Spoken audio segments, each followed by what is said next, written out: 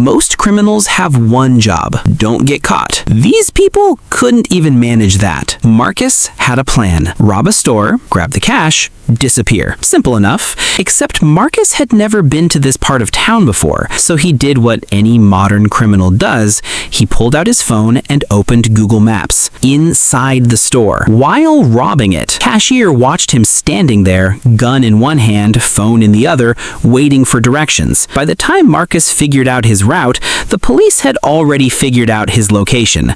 Turns out, Google Maps works for cops too. Jordan robbed a house, got away clean. Nobody saw him.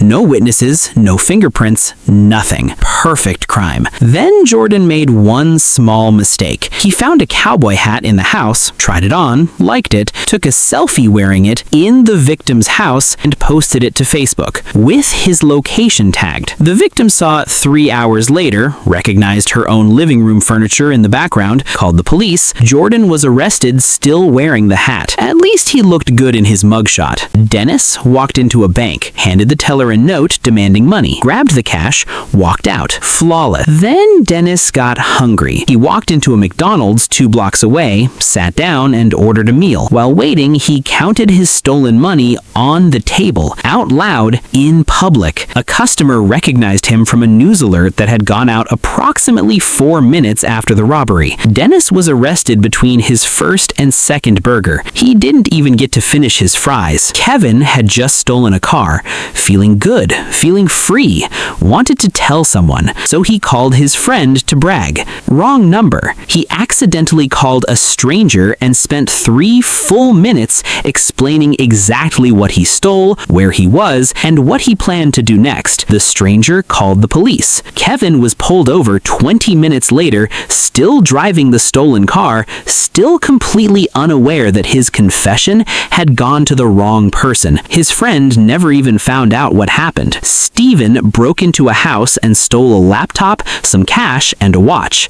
Then he got home and realized the laptop was broken.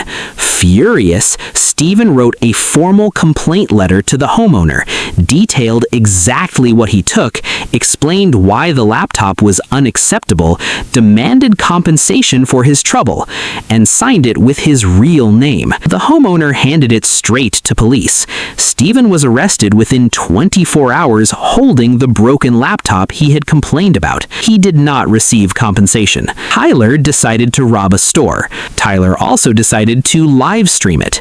For his followers, he narrated the entire thing in real time, described the store, showed his face, read the address out loud off a sign on the wall because, quote, he wanted people to know where he was. 17 people watching the stream called the police simultaneously. Officers arrived while Tyler was still live. His last stream moment was the handcuffs going on. His follower count actually went up that day, which is somehow the saddest part. Amanda stole a jacket from a department store, walked right out, nobody stopped her. 2 days later, she came back to return it for cash. She handed the jacket to the same cashier who had watched her steal it 2 days earlier. The cashier recognized her immediately, smiled, processed the return, then called security. Amanda was arrested while still holding the refund money. She got $47 back and a criminal record. And finally, the greatest one of all. Derek was already on parole, already wearing a GPS ankle bracelet, already being monitored 24 hours a day. Derek decided this was the perfect time to rob a convenience store. His parole officer got an alert the moment Derek entered the store, watched his location in real time, called the police, gave them Derek's exact coordinates. Derek was still inside the store when officers walked in.